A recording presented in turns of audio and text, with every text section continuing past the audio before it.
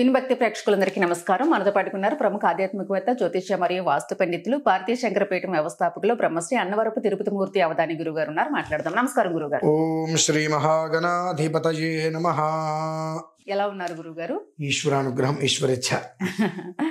గురుగారు, రేపు శనివారము ఆరుద్ర నక్షత్రం వస్తుంది. చాలా ప్రత్యేకత కలిగిన రోజు కాబట్టి ఆ రోజున అందరూ ఎలా వినియోగించుకోవాలి, ఏం చేసుకుంటే మంచిది? తప్పకుండా అమ్మా. శమగ్నిరగ్నిభిస్కరచ్ఛన్నస్తపతు సూర్యః శం వాతో వాత్వరపా అపశ్రిధః.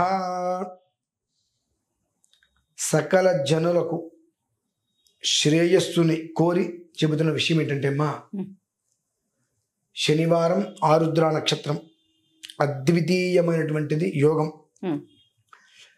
మనకు దాతోటి కలిగినటువంటిది ఏదైతే ఉన్నదో అనగా దరిద్రము అనేటువంటి పేరు, దానికి దరిదాపుగా మన దగ్గరికి రాకుండా ఉన్న స్థితికి మనం వెళ్ళగలుగుతాం. చిన్న పరిహారం ఎవరి ఇంట్లో వారు చేసుకోగలిగారు, లేదా ఆలయంలోకి వెళ్ళినా ఎవరి స్వహస్తాలతో వాళ్ళు చేసుకోవచ్చు. కొంచెం శారీరక శ్రమ అవసరం. కొంచెం శారీరక శ్రమని కనుక వాళ్ళు చేసుకోగలిగితే, ఎవరి ఇంట్లో లేదంటే ఆలయానికి వెళ్ళినా సరే వాళ్ళ స్వహస్తాలతో కనుక చేసుకోగలిగితే, జన్మకృతంవా అంటే పుట్టిన దగ్గర నుంచి వచ్చినటువంటి దోషాలకి ఆ రోజుతోటి తెలియదుగా వదిలేసినట్టేనమ్మా. చిన్న పరిహారం. అన్ని నల్ల నువ్వులు తెచ్చుకొని రోట్లో దంచాలి. కాకపోతే రోట్లో దంచాలి, మిక్సీ పట్టుకోవడాలి కదమ్మా. రోట్లో బాగా దంచి తీసి పిండితే ఆ నువ్వుల నుంచి నూనె రావాలి కిందకి. మనకు నువ్వుల నుంచి నూనె కిందకి రావాలి.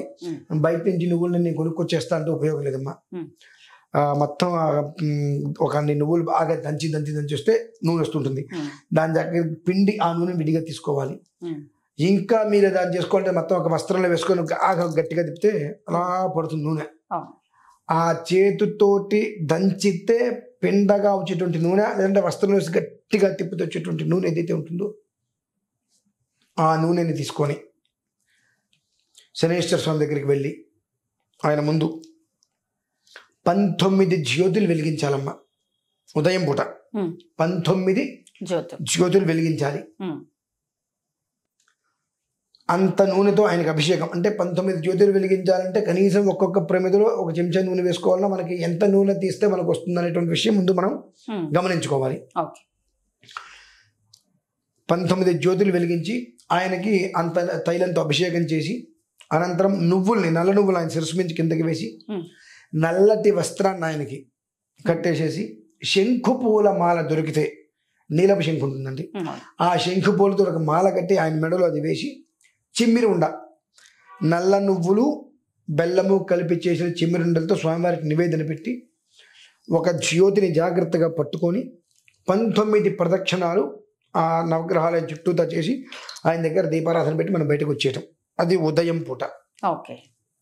సంధ్యా సమయంలో మనకు అన్ని బియ్యం తీసుకొని అందులో అన్ని నల్ల నువ్వులు కలిపి తడిపి పక్కన పెట్టాలి. ఓ 10 నిమిషాలుగా ఆరిపోతాయి అమ్మా. ఆరిపోయిన తర్వాత మన ఇంట్లో శివలింగం కనుక ఉంటే, శివలింగం లేదు అని అంటే పుట్ట మట్టితో అట్లా శివలింగాన్ని తయారు చేసుకొని ఒక ప్లేట్లో పెట్టుకొని చక్కగా ఓం అంటే నేనైతే మంత్రం చెప్తున్నాను, అందరికీ మంత్రం అనేటువంటిది కష్టం కాబట్టి ఆ శివుడికి సంబంధించినటువంటి మంత్రం ఏదైతే ఉంటుందో, ప్రధానమైన మంత్రం ఏంటమ్మా, ఓం నమ శివాయ. ఓం నమ శివాయ అంటే అందరికీ తెలిసిందే కదండి. అని మీరు ప్రత్యేకంగా మాకు చెప్పేది ఏముంది, మేము చేసేది ఏముంది అంటాం. ఓం అనేటువంటి అక్షరాన్ని పక్కన పెడితే నమశివాయ 5 అక్షరాలు. ఈ 5 అక్షరాలు పంచభూతాత్మక శక్తి అమ్మ. పృథివ్యాపస్తేజ వాయురాకాశాత్ ఓం నమశివాయ. ఈ నమశివాయ 5 అక్షరాలకి కూడా ఇవి ఒక్కొక్కటి, పృథివీ ఆపహ తేజ వాయు ఆకాశాత్, ఇవి ఒక్కొక్క దానికి ఒక్కొక్క అక్షరానికి ఒక్కొక్కటి ఆపాదించి ఉంటుంది. ఈ 5 ఈమిడి ఉండేటువంటి నమశివాయ.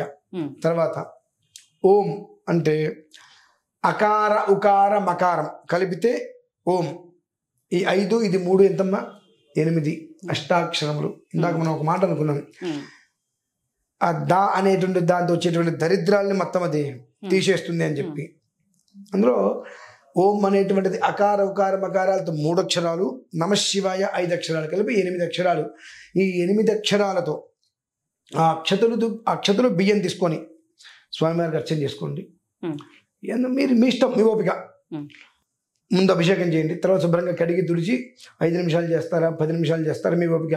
కనీసం మాత్రం 122 సార్లు ఆ స్వామివారి మీద ఓం నమ శివాయ ఓం నమ శివాయ వేసుకున్న తర్వాత మీ నక్షత్రం ఏదైతే ఉంటుందో, నేను 28 నామాలు ఇస్తానమ్మా వరుసగా. ఆ 28 నక్షత్రాలలో మీ నక్షత్రం ఏదైతే ఉంటుందో ఆ నక్షత్రానికి ఒక నామం ఉంటుంది అక్కడ. అందులో ఆ నామాన్ని తీసుకొని భస్మం తీసుకొని స్వామివారి మీద 28 సార్లు వేసి నమస్కారం చేసుకుని అంత నివేదన పెట్టండి. ఉదయం శనేశ్వర స్వామికి, సాయంత్రం 5:30 ఆ ప్రాంతాల్లో, 5:30 పావుతుకారులో పూర్తి కావాలి. అది అస్తమానంలోపు పూర్తి చేసుకోగలిగితే దారిద్ర్య రేఖ అనేటువంటిది ఏదైతే ఉంటుందో అది మన పరిసరాల్లోకి రాదమ్మా. మనం ఎంతటి మానసిక, శారీరక, ఆర్థిక ఇబ్బందులతో ఉంటున్నామో వాటి నుంచి చాలా విచిత్రంగా మనమేనా బయటకు వచ్చాం. ఇటువంటి రోజు ఇంతకు ముందు వచ్చి ఉంటే పాటికి మనం ఎప్పుడు బాగుపడే వాళ్ళం కదా. సరే భగవద్ అనుగ్రహం వాళ్ళ నుంచి మనకు మంచి జీవితం వచ్చింది కొత్తగా అనేటువంటి స్థితి వాళ్ళందరికీ కూడా లభ్యమవుతుందమ్మా. అంటే ఖర్చు కాకుండా అంటే ఏ పని కాదు, ఎక్కువ ఖర్చు కాకుండా మీరు ఒక 4 కిలోలు 5 కిలోలు నల్ల నువ్వులు తెచ్చుకొని దంచుకోండి. కష్టం అండి, అంత మేము దంచలేమండి, వద్దు, ఇంకా అనవసరం ఎందుకు. అరే మనకు పట్టుకున్న పీడలు దరిద్రాలు అన్నీ తొలగిపోతాయి ఒక్క క్షణం మనం కష్టపడితే అనుకుంటే. 2 గంటలు కష్టపడతారు, ఆ దంచి దంచి దంచి తీసి పక్కన పెట్టి చేత్తో గట్టిగా పెట్టడం కష్టం. ఒక వస్త్రంలో వేసి గట్టిగా తిప్పిన ఒక బరువు పెట్టిన నూనె వచ్చేస్తుంది కిందకి. అలా చేత్తోటి దంచి తద్వారా తీసినటువంటి నూనె వస్త్రంలో వేసుకొని గట్టిగా తిప్పి దాని మీద బరువు పెట్టినా తీయండి, ఆ నూనెతో చేసుకోవాలి. అంటే మీరు శారీరకమైనటువంటి శ్రమ చేస్తే భగవంతుడి యొక్క అనుగ్రహం మనకు లభ్యమవుతుంది. శారీరక శ్రమ చేయటానికి కూడా మనకు మిక్సీ పడతానండి, గ్రైండర్లో వేస్తానండి, ఈ రోజుల్లో ఇంత ఎవరు చేస్తారండి, ఈ రోజుల్లో ఇంత ఎవరు చేస్తారండి. కానీ నీకు అన్ని రోజుల్లో పుణ్యం మాత్రం కావాలి, ఫలితం మాత్రం కావాలి, డబ్బు మాత్రం కావాలి, ధనం కావాలి, వస్తువులు కావాలి, అన్నీ కావాలి. కష్టం మాత్రం ఈ రోజుల్లో ఎవరు చేస్తారండి. ఎట్లా అమ్మా, నువ్వు పడే కష్టాన్ని అనుసరించి నీకు వచ్చే ఫలితం ఉంటుంది. కాబట్టి ఎంతో యోగం. ఇంకా చెప్పాలంటే ఆ రోజు సూర్యోదయానికి నవమి కూడా ఉందమ్మా. సూర్యోదయానికి నవమి. ఈ నవమి అంటే అష్టసిద్ధి నవనిధికే దాత అని చెప్పి మనకు సుందరకాండలో కూడా వస్తుంది. నవనిధులు అని, నవపాశములు అని చెప్పి మనకు దక్కనటువంటిది శుభయోగం లేదు అనేటువంటిది. నవసిద్ధులు మనకి వస్తాయి, అష్టసిద్ధులు నవనిధులు. మనకి అష్టసిద్ధులు మన వశమవుతాయి, నవనిధులు మనకు సంప్రాప్తమవుతాయి. అంటే మనకు ఇది లేదు అనే పదం ఎందుకు ఉంటుందమ్మా, ఇంకా పోతాయి. మనకు ఉంటాయి, లేదు అనే పదం ఉంటుంది. బాధ లేదు, దుఃఖం లేదు, ఇబ్బంది లేదు, వీటికి మాత్రమే లేదు అనే పదం ఉంటుంది. ఇక తత్వా దేనికి లేదు అనేటువంటి పదం లేకుండా భగవంతుడు ఇచ్చేటువంటి దివ్యమైన యోగం అది. దాన్ని మరి జనాలు ఏ రకంగా వినియోగించుకుంటారో, దాని నుంచి ఎలాంటి అంటే వాళ్ళు దాన్ని ఏ రకంగా వినియోగించుకొని దాని యొక్క కర్మ ఫలితాన్ని ఏ రకంగా తీసుకొని వీళ్ళ కర్మ ప్రారంభాన్ని తొలగించుకుంటారో అది వాళ్ళకి తెలియాలమ్మా. చక్కగా వినియోగించుకుంటారు, ఎలా వినియోగించుకోవాలో కూడా చెప్పారు. వినియోగించుకుంటే వచ్చే ఫలితాలను కూడా చెప్పారు. కాబట్టి మంచి రోజును ఖచ్చితంగా వినియోగించుకోవాలి. సో దీనికి సంబంధించిన ఏమైనా డీటెయిల్స్ కావాలనుకుంటే వీడియోలో వస్తున్న నెంబర్కి మీరు ఫోన్ చేసి మాట్లాడొచ్చు. నమస్తే గురుగారు.